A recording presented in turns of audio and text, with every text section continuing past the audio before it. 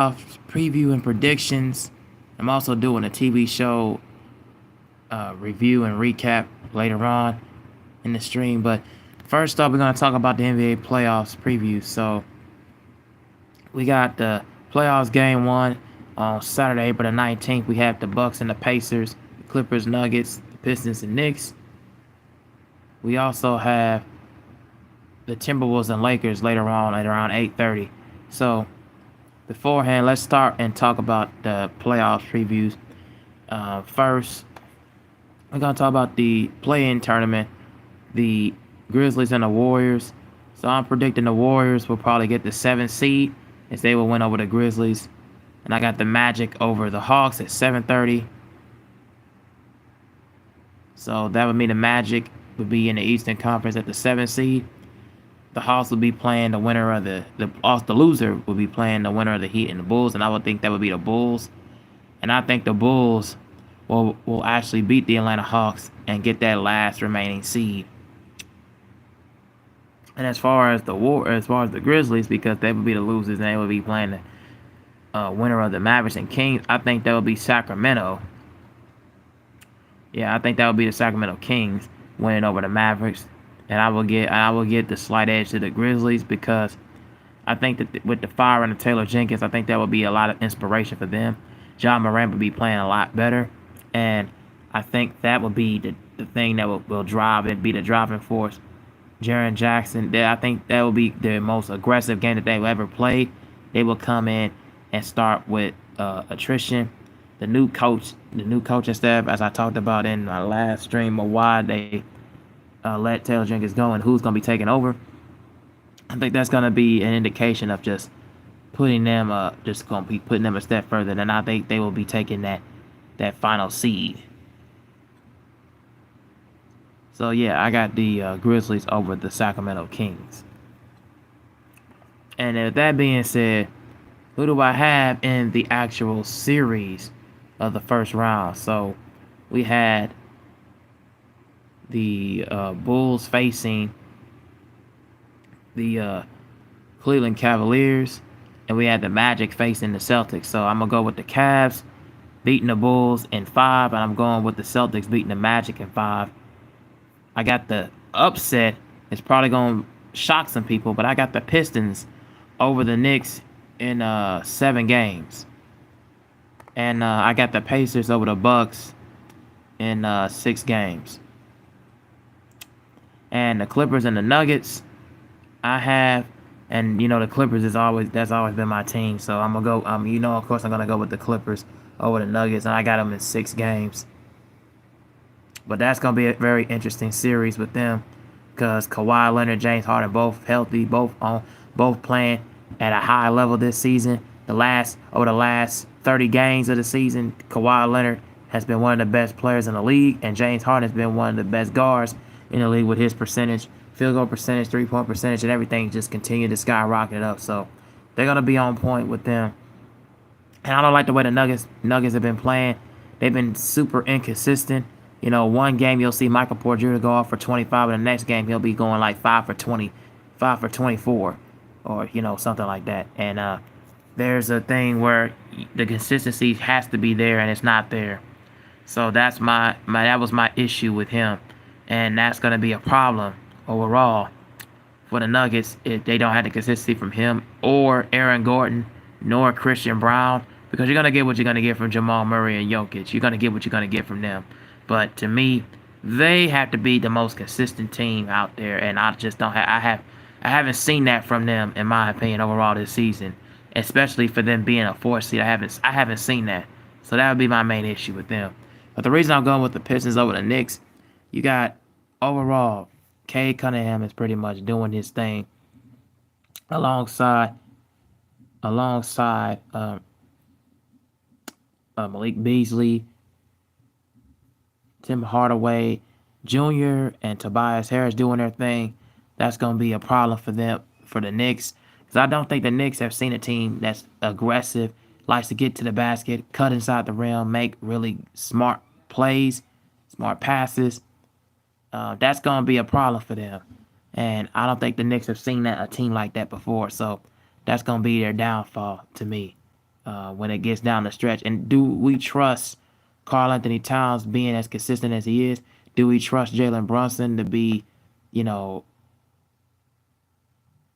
scoring 10 or 12 consecutive points in the fourth quarter down the stretch? I just don't know. Now, the Timberwolves and the Lakers. I have the Lakers winning that in 5 games. And we're going to get to the predictions of winners that I would have had. For the Thunder, they will be facing the Grizzlies. I got the Thunder in 5 games. The Rockets and the Warriors. As much as I would love to see a surprising upset, which it could happen with the Warriors over the Rockets, it could happen. But the road for them is very, very tough. And to me, I just don't see the Warriors, because their size is not going to be enough to me, because their biggest size is Kevon Looney, Draymond Green. And that's going to be a problem. That's going to be a big issue for them down the stretch. I just don't see them handling control of the Rockets. And to me, that's going to be a big, big problem for them moving forward. So I'm going to go with the Rockets over the Warriors in 6. Now, it could go either way for some fans. But to me, as great as Steph Curry is and as phenomenal Jimmy Butler has played overall in the last couple games, including the big game against the Clippers, I don't know if the consistency will be there enough for them to keep a hold of that playoff stride for me. And that's going to be the main issue for them. It's like the consistency for them and the lack of size, because for the Rockets, they have some really good guys. I mean, they got, Alex Shagun, you got Amen Thompson, Dylan Brooks, Fred VanVleet. You got some lethal defenders, and you got some good scorers too. So that's going to be an issue for them moving forward. So that would be the main thing that would be a problem for them, is I don't think they have the size, and I don't think they have the enough speed and attrition. And again, and Moses Moody and Buddy Hield, can they be consistent enough to keep a hold of scoring, to have their scoring ability be opposed against a good high flying and attacking ability from the Rockets. So that would be the thing that would be the match of the watch, is Buddy Hield and Moses Moody, and on the other end, Amen Thompson, Dylan Brooks, and Fred VanVleet. Like, the scoring load on both sides. That would be the main thing to watch out for. So, with that being said, I have, getting to the Western Conference side of things, I have the Thunder facing up against the Clippers, and I have the Rockets facing up against the Lakers in the conference semifinals. I have, as much as the Clippers as my team, I just don't see them beating the Thunder. I don't think they have enough to contain and slow down Shai Gilgeous-Alexander, or slowing down the formidable squad of the Thunder. I don't think the size is going to be able enough to stay with Chet Holmgren nor Isaiah Hartenstein. Lou Dort is very underrated too. He doesn't get the credit that he deserves. He's going to be on point. Then, of course, you got Jalen Williams, who's also on point. He is just on another level. He is just tearing things up. So that's going to be a problem for them. So I have the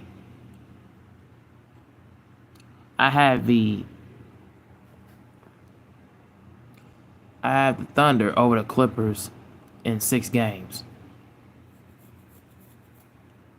Yeah, I have the Thunder over the Clippers in 6 games. So the Thunder will be making it to the Western Conference Finals. And the Lakers and the Rockets, it's not gonna really be no kind of no shock factor, no upset or anything, because the Lakers just overall, to me, had the better offense. They had the better scores, and the better wing players. To me, you got Roy Hachimura, you got Dorian Finney-Smith, you got Jared Vanderbilt, you got Austin Reeves. That's gonna be too much for the Rockets to even handle. So I got the Lakers over the Rockets in 6 games. So the Lakers will be facing the Thunder in the Western Conference Finals. So with that being said,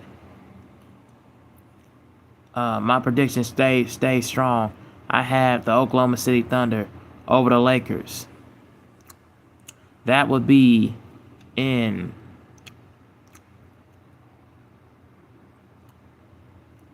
a 6-game series. So I got the Thunder over the Lakers in 6. Now, the Oklahoma City Thunder are in the NBA Finals. Now, for my prediction. So let's go to the Eastern Conference. So you have the Cavaliers versus the Pacers, and you have the Celtics versus the Pistons. Some interesting matchups. For now, I got the Cavs over the Pacers in 7, and I had the Celtics over the Pistons in 6. So you have the Cleveland Cavaliers versus the Boston Celtics, Eastern Conference Finals. And much as that would be a prediction, not going to be anything within said. I'm going with the Celtics over the Cavaliers.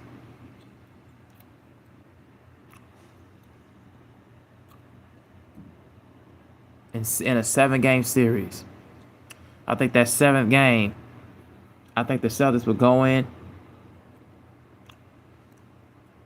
I would think the Celtics would go in Cleveland and pull off a huge victory for them. And they are going back-to-back NBA Finals. For the first time in the Jaylen Brown and Jason Tatum era, they will be going back to the NBA Finals against the Oklahoma City Thunder. But this time, it will be a new champion, and that will be the Oklahoma City Thunder beating the Boston Celtics in 6 games. So that is my prediction for the NBA playoffs. I got the Thunder over the Celtics in 6 games. Tell me what you guys think about those predictions, and tell me what you guys think about your predictions about the NBA playoffs. Who do you have winning it? But that's my overall thoughts about that part. The playoffs are gonna be very interesting. You're gonna have a lot of good matchups, a lot of good games. It's gonna be a lot of interesting scoring. Gonna be a lot of interesting offensive game planning. It's gonna be a lot of matchups that's gonna define a lot of these star players, superstar caliber players are gonna be defining a lot of their legacies. So, with that being said, salute to all of them. I'll just do a quick recap of a couple games. Mainly, I'll do a couple games recap of the Pacers and the Cavs. So the Pacers won over the Cavaliers, 126-118. This game went into double overtime. The Pacers outscored the Cavs in the 4th quarter and in the second double overtime, 17-9. We got highlights from Jarace Walker. He had 11, 8, and 5. Quentin Jackson led the way with 21, 6, and 2. Johnny Furphy, he had 15, 9, and 5. And Tony Bradley, he had 14 and 14, so he had a double-double. Mind you, none of these guys, none of the starters really played today, besides maybe like Miles Turner and a few people. Yeah, Amani Bates, he had 25, 6, and 2. You had Naquan Tomlin, he had 24 and 12. Double-double. Jalen Tyson, he had 31, 7, and 4. Craig Porter Jr., he had 25 and 5.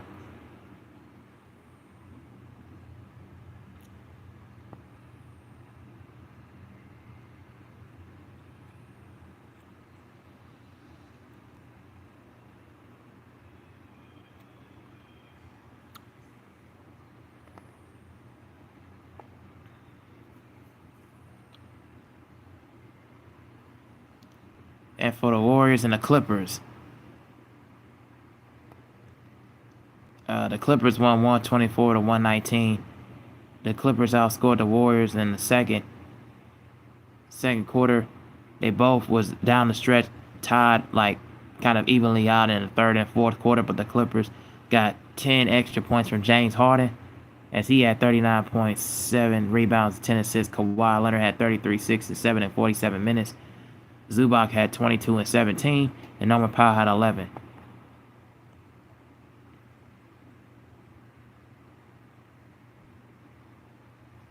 And for the Warriors, Jimmy Butler had 31 and 9 in 48 minutes. Steph Curry led the way with 36, 3 and 6 in 38 minutes. Brandon Podziemski, he had 19, 7 and 4. And Draymond Green had 14, 3 and 4. The Warriors and Clippers kind of even themselves out in the field goal percentage. Clippers shot slightly better from the three. Both teams were kind of evenly around 78% from the free throw line. The Clippers, the difference was the Clippers had 17 more rebounds and more offensive rebounds than the Warriors. The size was too much. Both had caused the same amount of turnovers, same amount of points in the paint. Drives to the basket were very similar. The Warriors had like more blocks, but that was just more or less because they went in overtime and just the man-to-man coverage defense that they had to place on Kawhi and James a little bit, but it didn't do much of nothing because they still was able to get to their sweet spots. What's the difference in the game? So that would be the main thing that hold the Clippers upright. So good win for the Clippers as they're in the fifth seed as I did my prediction. So yeah, that would be it for that part. So while that being said, guys, we're gonna do a little bit of a switch.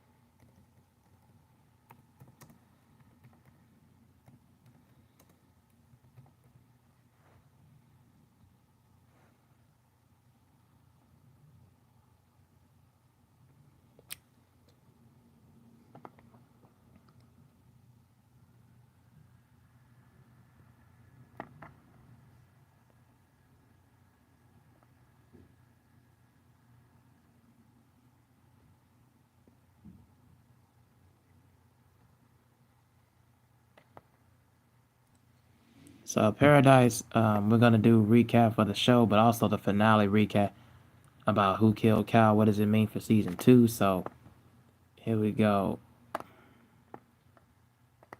Okay. The biggest mystery is finally solved in season 1 of Finale of Paradise. Hulu's post-apocalyptic thriller about the slice of humanity that survived a mass extinction event in a bunker built by billionaires. We now know who killed President Cal Bradford, James Marsden, an act of violence that started to unravel the delicate balance of power and secrets in the underground town. But knowing that it isn't the same as being satisfied, and the finale left us a whole lot to be dissatisfied about. The episode now streaming The Unmasked Killer resolved a major crisis in an idyllic town and set a hero, Xavier Collins, Sterling K. Brown, on a mission to find his lost wife. In season 2, it was a lot, but it didn't all come together despite a strong and intriguing start. Too bad all the momentum was lost when creator Dan Fogelman, This Is Us, answered all the questions. And the episode opened with typical Fogelman flashback scene as we met one of the construction workers, Ian Merrigan, who built the Paradise Bunker inside the Colorado mountain. He's a stand-up guy, manager who cares about his employees. He has a big heart and always does the right thing. But when he points out the safety issue that could shut down the project, and he was fired and iced out by the powers that be, soon he becomes obsessed with the bunker and with the request conspiracy theory chalkboards.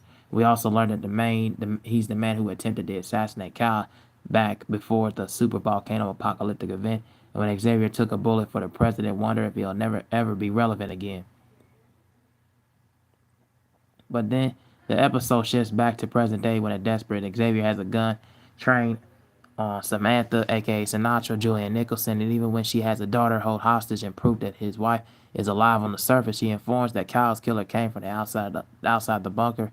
and demands Xavier finally figure out or he'll ever see his daughter again. So we're right back to where the season started. Robinson, Kyle, Chris Marshall, and Dr. Tarabi Sarasai start looking for anomalies in the records of Paradise residents' arrivals while Xavier retraces Kyle's footsteps on the last day. Tarabi figures out that Amiibo Diner waitress Maggie Michelle Meredith, who isn't what she seems to be with some nut allergy slithering. Maggie quickly fesses up about her subterfuge, but she says she's all done with it all because he made her. Who is he, who you may ask?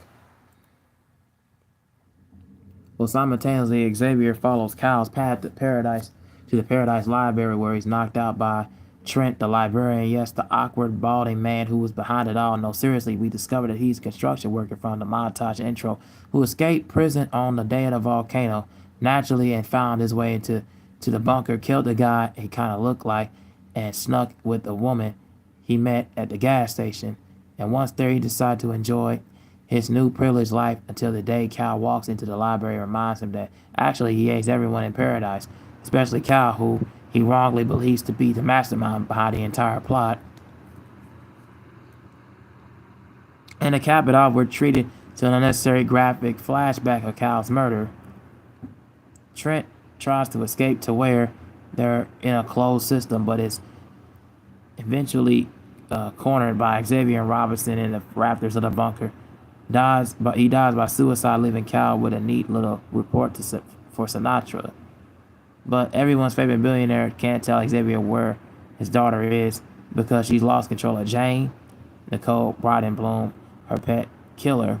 Jane turned against Sinatra over a video game console. All things, it shows up at the standoff between Sinatra and Xavier in time to shoot Sinatra right in the right spot to keep her alive, but incapacitated. So we're all left at the end of the season. Jane gets to keep her identity as a sleeper sociopath. Xavier gets to take the place to the surface to find his wife, and the rest of the Paradise gets to handily ignore the very fabric that of their society almost collapse. It's all hunky-dory and cashew cheese fries going into season 2, except the finale left too many loose ends dangling, solved mysteries incoherently, and lost all dramatic prolusion from earlier episodes, and it makes it hard to be excited about a second season.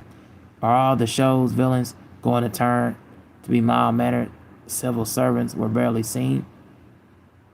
That's not exactly the kind of shock and awe one would expect from a post-apocalyptic thriller. Let's hope Xavier can save his wife and the show in the second season. So yeah, just recapping the thoughts of the finale, but finding about Xavier looking to find out about his wife's killer, and he finally solved one thing about finding who killed the president, Kyle. Killed the president, and I was looking into that. I was just like, yeah, I was wondering what was going to be the outcome of that. What was going to be the outcome of, Xavier? What was going to be the outcome of Xavier Collins? What was going to be the outcome of finding out who killed the president? What was going to be the outcome of his wife? What was going to be the outcome of his daughter? I was wondering these things going into watching the show, and I'm glad we got some answers, but we didn't get everything that we wanted as fans. So for me, the show was really solid. It could have been better as far as it was a solid season, but it could have been better in some aspects, some angles. But the answers that we got, I feel like we got them the way that was told, the way it wanted to be conveyed. So I'm happy and satisfied for where we at now. So can't wait to see what's gonna go down in season 2. So we're gonna have some things and some questions left to be answered and left to be desired for, and it makes it more worthwhile. So yeah, so I will rate this show. Out of 4. I give it 3 out of 4 stars, and I give it a 7.5 out of 10. So I give it a recommendation to people to watch it, to stream it, and see what you think about it. And not gonna be on here too long because I gotta do another I gotta do another movie review for the movie called Fight or Flight. That's gonna be coming, and and it was an old movie that I was supposed to talk about last year, but I didn't get a chance to talk about this called Speak No Evil. So that will be there as well, coming in the upcoming days. And also, I cannot wait to see in the movie Sinners. That's gonna be something special, man. So yeah, those movie reviews will be coming pretty soon. I'm also gonna do some more content with gaming, and I'm also gonna do some more content with fitness. I'm gonna do some fitness videos as well to keep it rolling. So yeah, look for any of those contents coming really soon, as I'm planning to do big things. So yes, I want to thank you guys all for watching the stream as I'm gonna be heading out of here. And thank you guys for liking and sharing and most of all subscribing. Um, and yeah, that's all I really gotta say. Thank you very much. And I'm out.